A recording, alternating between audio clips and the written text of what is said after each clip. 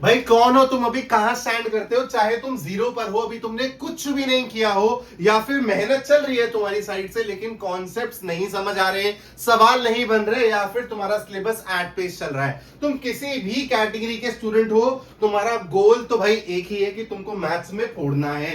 अगर तुम मैथ्स में फोड़ना चाहते हो तो सबसे पहले तुमको ये समझना पड़ेगा, ये बोर्ड एग्जाम्स है बच्चा, ये जेई नीट जैसे एग्जाम नहीं है कि 2 साल में से तुमने 1.5 साल खराब कर दिया तो तुम कंपटीशन से ही बाहर हो। ऐसा तुमको बिल्कुल नहीं सोचना है। बचे हुए 4-5 महीने में भी अगर तुमने एफर्ट मार दिया तो अभी भी हर बच्चा 90% से ऊपर ला सकता है। मैं तुमको स्टेप वाइज बता रहा हूं तुमको क्या करना है। सबसे पहले मैं तुमको वीकली टारगेट समझाने वाला हूं, फिर मैं तुमको बताने वाला हूं तुमको रिसोर्सेज कैसे फॉलो करने हैं, अपना स्टडी प्लान कैसे फॉलो करना है। वीडियो को एंड तक जरूर देखना। सबसे पहला स्टेप है, आप लोगों को अपने वीकली टारगेट्स को फिक्स करना पड़ेगा। आपको सारी चीजें सेंस बनाएंगी। बहुत ही प्रैक्टिकल प्लान आप लोगों के लिए लेकर आया हूं। बच्चा जो छोटे चैप्टर्स है ना, छोटे चैप्टर्स का मतलब क्या है? मैथ्स में छोटे चैप्टर्स कौन से हो गए? आपके आईटीएफ हो गया, रिलेशंस एंड फंक्शंस हो गया, मैट्रिसेस हो गया, डिटरमिनेंट्स हो गया। ऐसे छोटे चैप्टर्स को आपको कैसे कवर करना है? 2 चैप्टर इन 1 वीक। और आप लोगों के जो बड़े चैप्टर्स हैं, अगर मैं पूरे के पूरे मैथ्स के सिलेबस में देखूं तो यही वो 4 बड़े चैप्टर्स हैं जो ज्यादा टाइम भी लेते हैं, ज्यादा अटेंशन भी मांगते हैं, और इसमें क्वेश्चन भी ज्यादा प्रैक्टिस करनी रहती है बच्चों को। तो ये 4 चैप्टर्स आप लोग किस तरीके से कवर करोगे? 1 चैप्टर इन 1 वीक। तो अगर मैं इन 4 चैप्टर्स की बात करूं तो खाली आपको इन 4 चैप्टर्स के लिए मोटे मोटे तौर पे 30 दिन देना पड़ेगा। बचे हुए 9 चैप्टर्स आप स्मॉल चैप्टर्स वाली कैटेगरी में डाल सकते हो। फिर भी मैंने एक्स्ट्रा 5 दिन यहां पे ले लिए हैं। आप चाहो तो एक्स्ट्रा 5 दिन और ले लो, लेकिन बचे हुए 9 चैप्टर्स बड़े प्यार से 35 to 40 डेज के अंदर कोई भी बच्चा कवर कर सकता है। अब सवाल आता है कि सर ये वीकली टारगेट तो मेरे दिमाग में बैठ गया, अब मैं चैप्टर बाय चैप्टर पढ़ूं कैसे, सवाल कैसे करूं? तो उसके लिए स्टेप 2 को ध्यान से सुनना। तुमको करना कैसे है, पढ़ना कैसे है, ध्यान से सुनना। तुम लोगों को एक बुक उठानी है for theory. This book could be NCERT या फिर कोई भी और एलिमेंट्री बुक हो सकती है जिसमें थ्योरी अच्छे से दी हुई है, जस्ट लाइक एनसीईआरटी। और उसके साथ तुमको उठाने हैं गगन सर के 1 शॉट। अब तुम पढ़ोगे कैसे? इसको साइमल्टेनियसली यूज करना पड़ेगा तुमको। मान लो तुम स्टडी टेबल पे बैठे हो, एक साइड पे तुम्हारी एनसीईआरटी खुली हुई है और एक साइड पे तुम्हारे लैपटॉप या फिर फोन में गगन सर के 1 शॉट चल रहे हैं। जैसे मान लो मेरे को पढ़ना है चैप्टर 5 कॉन्टिन्यूटी एंड डिफरेंशियबिलिटी, तो मैंने सर का 1 शॉट निकाला, यहाँ पर एनसीईआरटी लगी हुई है, तो मैंने 1 शॉट से टॉपिक बाय टॉपिक कवर करना चालू करा। और यहाँ पर एनसीईआरटी में भी, क्योंकि ऑर्डर तो सेम है, मैं जिस तरीके से पढ़ा रहा हूँ 1 शॉट में वही तुमको ऑर्डर एनसीईआरटी में भी मिलेगा। तो मैं जैसे topic by topic concepts clear कर रहा हूं, उसके तुम एग्जांपल्स बनाते चलो at the same time from NCERT. तो ये तरीका होना चाहिए। अगर इस तरीके से पढ़ोगे 1 शॉट्स और एनसीईआरटी को बेहतरीन तरीके से साथ में यूज करोगे तो हर चैप्टर की थ्योरी बहुत जल्दी कवर कर पाओगे। तो आप लोगों को इन दोनों चीजों को बहुत अच्छे से फॉलो करना है। 1 शॉट्स की बात करूं तो यार मेरे चैनल पर हर एक चैप्टर के 1 शॉट ऑलरेडी बन रखे हैं।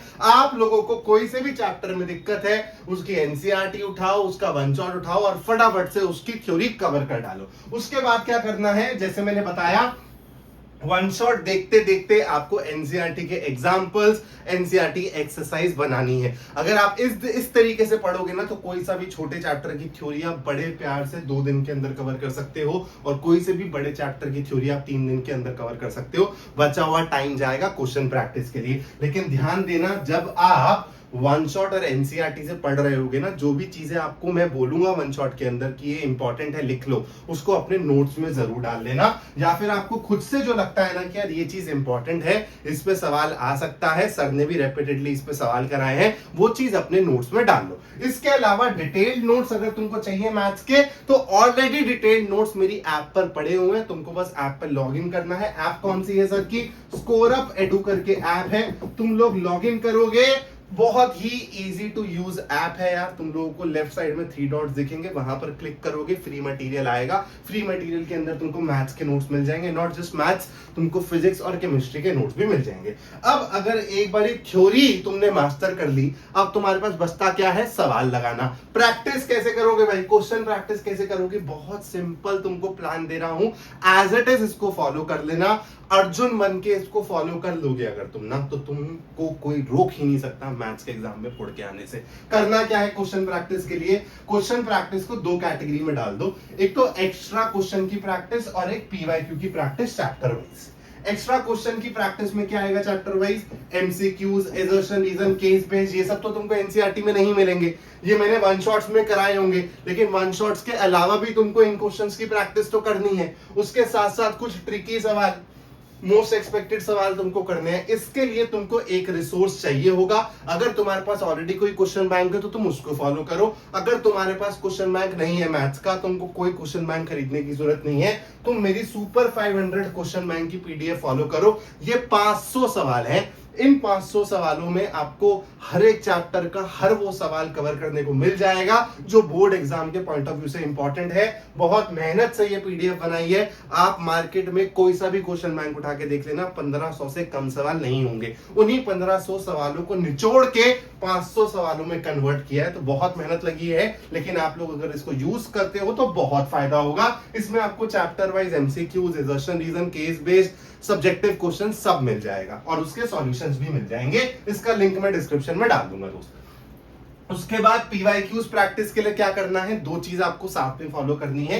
एक तो मेरी ललकार पीवाईक्यू सीरीज बन रखी है, इसमें मैंने चैप्टर वाइज लास्ट 10 साल के इंपॉर्टेंट पीवाईक्यूज करा रखे हैं। आप लोगों को ललकार सीरीज क्यों फॉलो करनी है, यहां से आपको क्वेश्चन बनाने की अप्रोच समझ आएगी। मैंने ललकार सीरीज को किस एजेंडा से बनाया है कि बच्चा जब पीवाईक्यूज करने जाता है, वो थ्योरी पढ़ के सीधा पीवाईक्यूज करता है without much of question practice, तो उसको समझ नहीं आता कि क्वेश्चन को अप्रोच कैसे करना है, तो वो मेथड्स को ना रटने लगता है। लेकिन मैंने इसमें आपको पीवाईक्यूज इस तरीके से कराए हैं कि आप एकदम बेसिक लेवल से सोच पाओ, अच्छा यार ये वाले सवाल को लेके ना ये अप्रोच लेके जानी थी, इस तरीके से सवाल बनेगा। और उसके बाद आपको पीवाईक्यूज इंडिपेंडेंटली बैठ के अपने स्टडी टेबल पे भी करने हैं। इसके लिए आप चैंपियंस बुक का यूज करोगे, ये मैं रेपिटेडली अपने चैनल पर बोल चुका हूं, इससे बेस्ट पीवाईक्यू की बुक नहीं है मार्केट में। मैं इसका भी लिंक आपको डिस्क्रिप्शन में डाल दूंगा। वन शॉट की प्लेलिस्ट आपको मेरे चैनल पर मिल जाएगी, ललकार सीरीज की भी प्लेलिस्ट आपको मेरे चैनल पर मिल जाएगी। इसको आपको साथ में ही यूज करना है।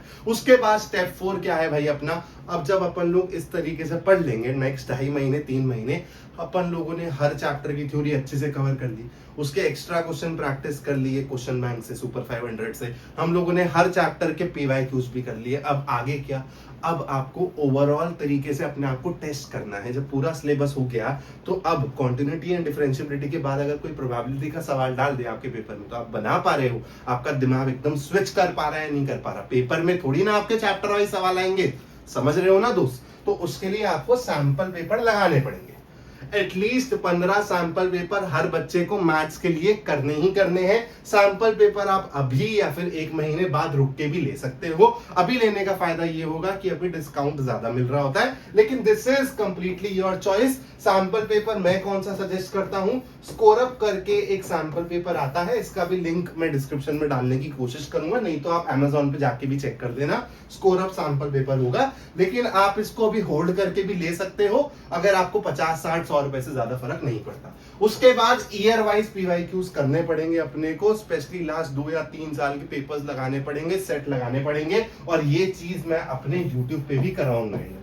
तो अब से तुमको YouTube पे एकदम रेगुलर रहना है। अभी तुम ऑफलाइन जा रहे होगे, शायद टाइम नहीं मिल पाता होगा, तो कभी कभी YouTube देख रहे होगे, लेकिन फ्रॉम नाउ ऑनवर्ड्स अक्टूबर से लेके मैं जो भी तुमको कंटेंट वाला लेक्चर दूंगा, चाहे मैं क्वेश्चन प्रैक्टिस कराऊं, चाहे कोई मैं रिवीजन वन शॉट लेकर आऊं तुम्हारे लिए, चाहे मैं कोई डिटेल्ड वन शॉट लेकर आऊं, मैं हर एक लेक्चर को कुछ ना कुछ पर्पस से बना रहा हूँ। जैसे मैं तुमको एग्जांपल देता हूँ, मैंने कल ही कुछ बच्चों के साथ गूगल मीट करके उनके फीडबैक लिए हैं कि अभी वो कहाँ पे स्ट्रगल कर रहे हैं। तो बच्चों ने मेरे को बताया कि हाफ ईयरली में कुछ ऐसे सवाल आए स्पेशली इंटीग्रेशन के जो उनसे नहीं बने, जो उनको नए लगे।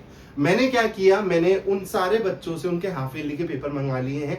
अब ये हाफ ईयरली के पेपर्स में जितने भी इंटीग्रेशन के सवाल थे, मैं उस पे एक लेक्चर बनाने वाला हूं। अगर तुम ये लेक्चर मिस कर दोगे, अगर तुम ये कंटेंट वीडियो मिस कर दोगे, तो इंटीग्रेशन तुम्हारा कभी भी उतना पुख्ता नहीं हो पाएगा। तो इसलिए अब से जो भी वीडियो मैं डालूंगा, चाहे मैं लाइव क्वेश्चन प्रैक्टिस करा रहा हूं, चाहे मैं रिकॉर्डेड तुमको पीवाईक्यूज करा रहा हूं, क्वेश्चंस करा रहा हूं, थ्योरी करा रहा हूं, वन शॉट करा रहा हूं, रिवीजन करा रहा हूं, हर लेक्चर तुम्हारे लिए बहुत इंपॉर्टेंट है। इसलिए चैनल को अब एंड तक शिद्दत से फॉलो करना। उसके बाद नवंबर दिसंबर में तुम्हारा हाथ में और थाम लूंगा, तब मेरा एक पर्सनल बैच भी लॉन्च होगा दोस्त। उस बैच का पर्पस यही होगा कि तुम एंड के टाइम में भटको ना, क्योंकि उस टाइम जेई का प्रेशर भी रहता है सर पे।